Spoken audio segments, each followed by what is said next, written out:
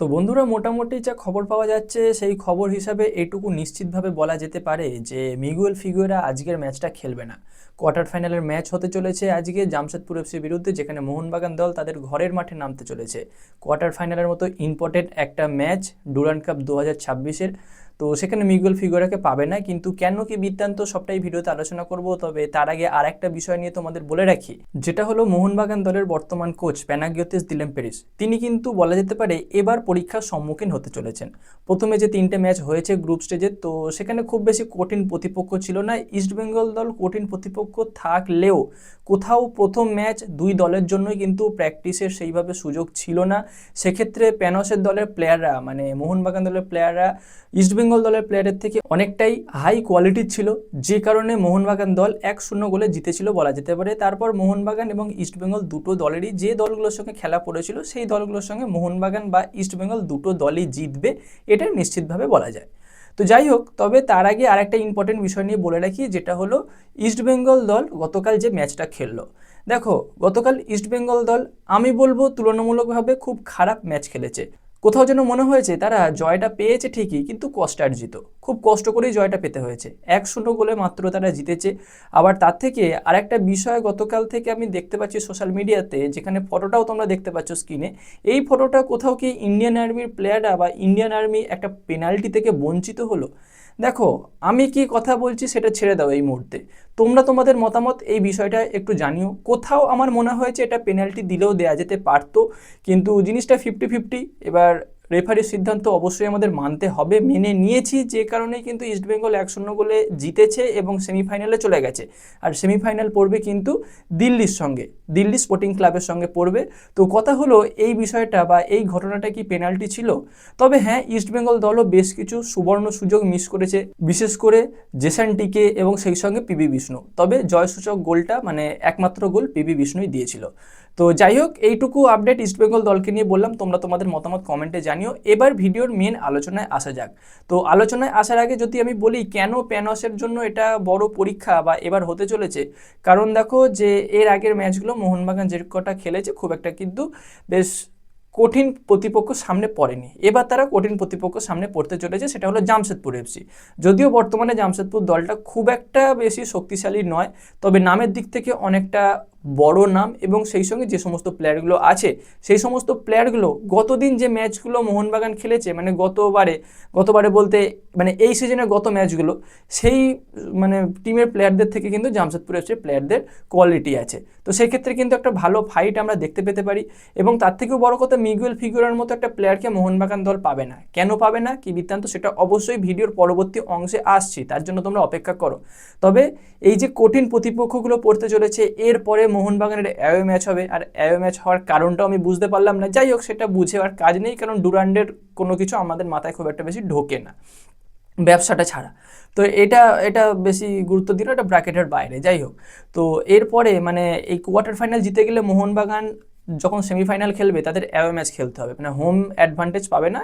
যদিও মানে এই মরশুমের এই টুর্নামেন্টের মানে ডুরান্ড কাপের এখনও পর্যন্ত সবথেকে সেরা দল পয়েন্টস টেবিলের দিক থেকে দেখতে পারো, গোল পার্থক্যের নিরিখে দেখতে পারো মোহনবাগান, তারপরেও অ্যাডভান্টেজ পাবে না। তো সেটাও ডুরান্ড কমিটিই জানে।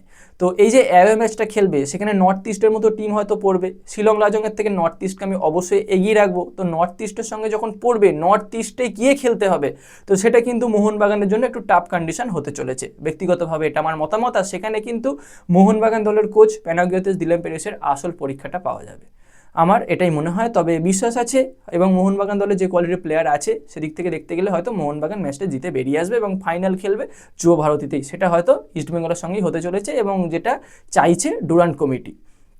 তো যাই হোক, এই একটা বিষয় গেল।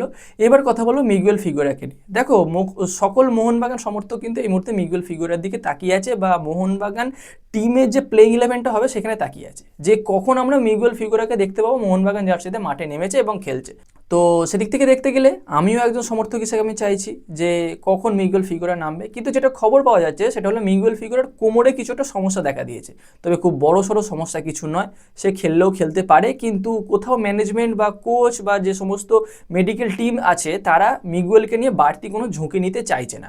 দেখো আজকের ম্যাচটা মিগুয়েলকে খেলিয়ে দেওয়া হলো, খেললো, যদি কোনোভাবে কোমরের ব্যথাটা বেড়ে যায় তাহলে কিন্তু সে মানে পরবর্তী যে ম্যাচটা আছে সেমিফাইনাল, সেখানে কিন্তু মিগুয়েলকে পাবে না বা মিগুয়েলকে পুরোপুরিভাবে ফিট হিসাবে পাওয়ার সম্ভাবনাটা কমে যাবে। সেক্ষেত্রে কিন্তু দলটা একটু দুর্বল হয়ে যাবে, কারণ নর্থ ইস্টের মতো দল যদি সামনে পড়ে সেটা কিন্তু খুব কড়াক্কর ফাইট হবে এবং সেটা হোম কন্ডিশন কখনোই নয়, অ্যাওয়ে ম্যাচে গিয়ে নর্থ ইস্ট কিন্তু ভালো সাপোর্টার পাবে তাদের হোম ম্যাচে, তো সেক্ষেত্রে একটু টাফ কন্ডিশন হবে, সেই কারণে হয়তো মিগুয়েলকে নিয়ে বাড়তি ঝুঁকি নিচ্ছে না। কোমরের হালকা সমস্যা আছে, এটাও অস্বীকার করা যায় না, তবে খুব বড় সড়ো সমস্যা এমনটা কিন্তু নয়, তবে একটু সমস্যা আছে ভাই। তো সব কথার এক কথা, অতটা চিন্তা করার কিছু নেই। আজকের যে ম্যাচটা আছে মোহনবাগান হয়তো জিতে বেরিয়ে যাবে এবং সেমিফাইনাল আমরা দেখতে পেতে চলেছি যে মোহনবাগান জার্সিতে ডেবিউ মিগুয়েল ফিগুয়েরার। যাই হোক, সেই দিনটার অপেক্ষায় সকল মোহনবাগান সমর্থকরা রয়েছে। এবার কথা বলবো মোহনবাগান ধরে প্লেইং 11 আজকে কেমন হতে পারে। আর প্রত্যেকবারের মতো এবারেও বলে রাখি, প্লেইং 11 বলতে গেলে কিন্তু আমি সবাইকে এই কথাটাই আগে বলে রাখি, দেখো আমরা কন্টেন্ট ক্রিয়েটার, আমরা একজন সমর্থক বা আমরা একজন মানুষ হিসাবে প্রেডিকশন করতে পারি, আমরা সম্পূর্ণ প্লেইং 11 বলতেই পারি না যে এইটাই হতে পারে। প্রেডিকশন যদি মিলে যায় খুব ভালো কথা, প্রেডিকশন মিলে গেলে বলতে পারবো যে আমি একটু ফুটবলটা বুঝি বা একটু কোচের সঙ্গে আমার মতের মিল আছে, বাকি কিছু নয়। তো যাই হোক, তোমরা এই প্লেইং 11টা সিরিয়াস নিয়ে নিও না বা কেউ অনেক কিছু কমেন্ট করতে চলে এসো না, প্লেইং 11টাকে প্রেডিকশন হিসাবেই নাও। তো সেদিক থেকে দেখতে গেলে 4-2-3-1 এই ফরমেশনটাই বেশি প্রেফার করে থাকেন প্যানস, যেখানে গোলকিপার পজিশনে অবশ্যই বিশাল কাইত ছাড়া অন্য কাউকে আমরা দেখতে পেতে পারি না এই মুহূর্তে। এবার যে 4জন ডিফেন্ডার থাকবে তার মধ্যে লেফট সাইডে অবশ্যই স্টার্ট করবে সুভাশিস বোস, এবং রাইট সাইডে মানে রাইট ব্যাক পজিশনে অভিষেক টেকচাম সিং, এবং মাঝখানে দুজন সেন্টার ব্যাক থাকবে, একজন রাহুল ভেকে এবং একজন অ্যালবার্টো রড্রিগেজ, এটা নিয়ে কোনো সন্দেহ নেই। এবার দুজন সেন্ট্রাল ডিফেন্সিভ মিডফিল্ডার সেই পজিশনে কে থাকবে, দেখো আপুইয়া কিন্তু ফিট হয়ে গেছে, তো সেখানে অনিরুদ্ধ থাপে আপুইয়া দুজনকে দিয়ে স্টার্ট করানো যেতেই পারে, কোনো সমস্যা কিছু নেই। তো তারা যদি স্টার্ট করে এবং তাদের সামনে থেকে এবার কে খেলবে এটা হলো সবথেকে বড় প্রশ্ন। তো আমি চাইবো তাদের সামনে বা মাঝখানে রেখে দেওয়া হোক, বা মাঝখানে যে প্লেয়ারটা থাকবে সে শাহল আব্দুল সামাদ থাকুক, বাঁ দিকে থাকুক ডেয়ন ড্রেজিচ এবং ডান দিকে থাকুক মনভীর সিং অথবা কিয়ান নাসিরি, এবং সামনে as a striker Jamie Maclaren start করতে চলেছে। তো এইরকম যদি প্লেইং 11টা হয় তাহলে হয়তো খুব একটা কিছু খারাপ হবে না। কিয়ান নাসিরের আগে মনভীর সিংকেই চাইবো, কারণ মোটামুটি মনভীর সিং এখন ভালো খেলছে। লিস্টন ক্লসকে আমি কেন রাখতে চাইছি রিজার্ভ বেঞ্চে, না গত দিন কিন্তু সম্পূর্ণ আশরাফুলের মতোই খেলেছে লিস্টন ক্লস, যেটা তোমরা সবাই জানো, ভিডিও দেখেছো বা খেলাটা দেখেছো, মানে এত সুযোগ মিস করেছে, বলতে পারো যে 1 ডজন সুযোগ মিস করে হাফ ডজন গোল করেছিল মোহনবাগান। যাই হোক, তো হয়তো লিস্টন ক্লসও রিজার্ভ বেঞ্চ থেকে শুরু করতে চলেছে, এবং সেই সঙ্গে সামির জেলসোভিচের মতো একটা অপশান মোহনবাগানের কাছে রয়েছে। মিগুয়েল ফিগুরাকে হয়তো এই মুহূর্তে পাচ্ছে না, এটা ছেড়ে দাও, এটা নিয়ে অত গুরুত্ব দেওয়ার খুব একটা কিছু দরকার নেই। যাই হোক বন্ধুরা, এটুকু আপডেট তোমাদের সঙ্গে শেয়ার করলাম, কেমন লাগলো ভিডিওটা কমেন্টে জানিও, এবং এইরকম খেলা সংক্রান্ত ভিডিও আরও বেশি করে পেতে চাইলে চ্যানেলটাকে সাবস্ক্রাইব করে দিও, তার পাশের বেল আইকনটাকে অন করে দিও। তো গাইস, এই ভিডিওতে এই পর্যন্তই, দেখা হচ্ছে পরবর্তী ভিডিওতে, বাই বাই।